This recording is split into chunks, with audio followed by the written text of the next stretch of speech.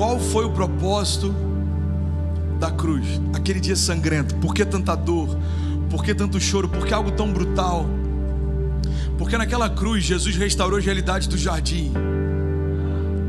Naquela cruz Jesus trouxe para nós um acesso ao Pai como se o pecado nunca tivesse existido. O que é evangelho? É viver como se o pecado nunca tivesse existido. Só que se nós não soubermos o que foi roubado de nós, a gente não sabe o que foi restaurado em nós. E é por isso que tem muita gente que carrega a própria vida de Deus dentro de si e ainda está achando que é na força do braço que vai conseguir prover. Irmão, não é a força do teu braço que provê sobre você, é o Deus da provisão que mantém você de pé. Enquanto eu não sei que foi restaurado em minha autoridade, eu estou esperando que um cargo diga quem eu sou. Um cargo não diz o que eu sou, no máximo fala a respeito daquilo que eu faço. Então a cruz restaurou o que o pecado removeu. A cruz restaurou provisão, proteção, identidade e propósito. Você pode declarar isso comigo?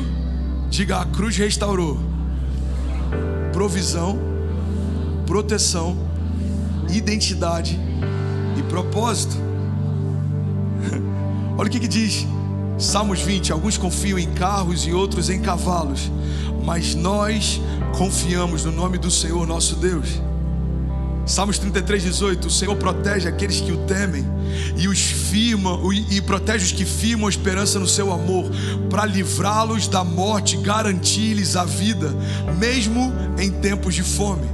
A nossa esperança está no Senhor. Ele é o nosso auxílio e a nossa proteção. Nele se alegra o nosso coração, pois nós confiamos no seu santo nome. Então esteja sobre nós, Senhor, o teu amor, como está em ti a nossa esperança. Proteção. Sabe, o evangelho restaurou em nós também provisão. Eu vim declarar e te lembrar, irmão, se você permanecer em Deus, nada nunca vai faltar sobre você. Nada nunca vai faltar sobre você. Só que na graça, a dinâmica com que Deus provê é um pouco diferente do período da lei. No período da lei, você planta para colher. No período da graça, você quebra o que tem para Deus multiplicar o que te deu. Olha para mim, irmão.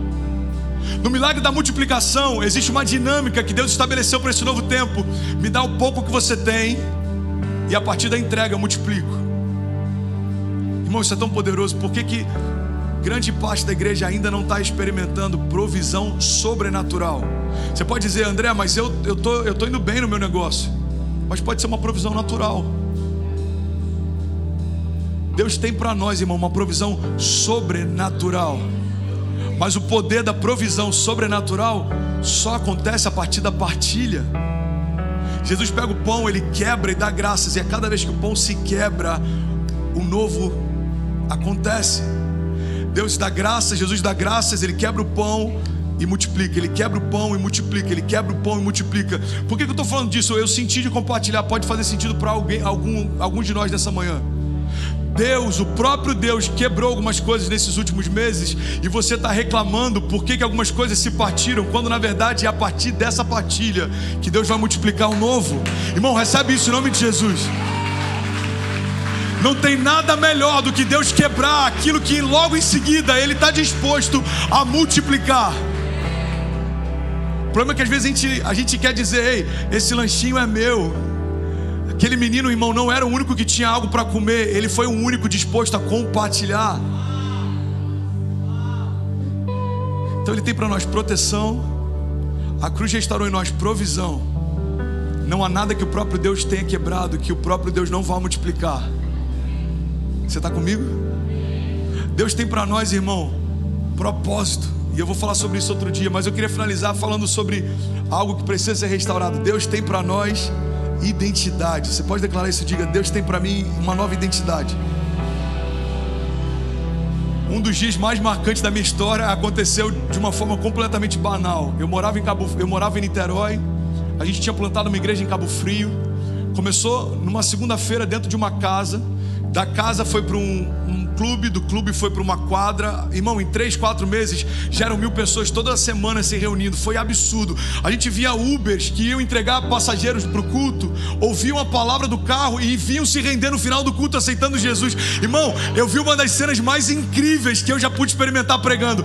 Pessoas do outro lado do canal em barcos ouvindo a palavra, pessoas parando de bicicleta na ponte. Quem conhece ali o Boulevard Canal em Cabo Frio sabe do que eu estou falando. Tinham pessoas atravessando a ponte porque o som invadia a cidade. Alguns deles paravam para ouvir a mensagem. Irmão, a gente se sentia como Jesus naquele tempo, pregando e pessoas ouvindo sobre as águas. Foi sobrenatural o que Deus fez. Mas teve um dia que eu cheguei de Niterói, eu fui tomar banho para ir para o culto.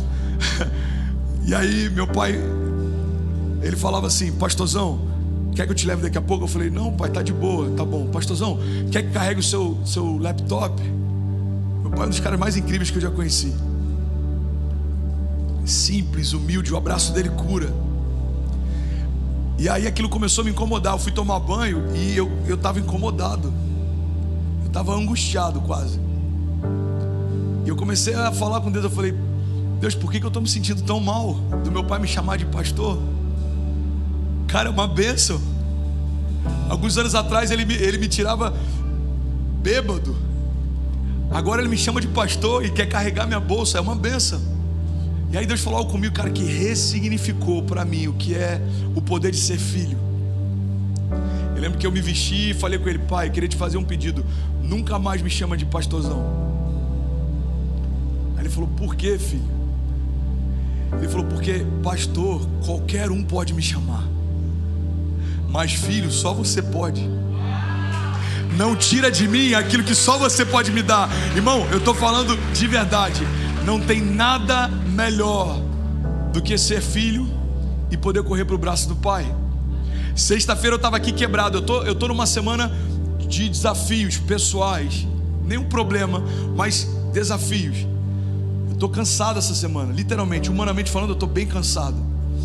E aí sexta-feira eu chamei ele ali, eu abracei e comecei a chorar. E é tão bom você poder ter esse lugar de conforto, de descanso. Seja ele natural, irmão, para você que ainda tem o seu pai, ou seja ele sobrenatural. Mas a cruz restaurou o acesso. A cruz restaurou o acesso. Antes da cruz, só um sumo sacerdote entrava no Santo dos Santos, onde a glória de Deus se manifestava. Depois da cruz, qualquer um de nós podemos entrar com ousadia nesse lugar. Irmão, o colo do Pai está acessível de novo por causa do sangue de Jesus. O único Filho de Deus se tornou homem para que todos os homens pudessem se tornar de novo Filho de Deus. É isso que resume esse domingo.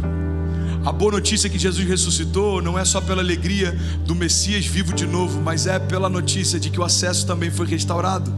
Você tem um colo para correr, você tem um pai para recorrer, você tem um nome gravado em você. Quando Deus escreve o nome, no nosso nome no livro da vida, não é o nome que seus pais te deram, é o nome que Ele te deu. Você sabia que na eternidade Ele vai chamar do nome que Ele te deu? A gente nomeia os nossos filhos, mas antes de você dar um nome ao teu filho, Deus já chamava ele pelo próprio nome. E é esse nome que Ele está chamando alguns de nós nesse tempo.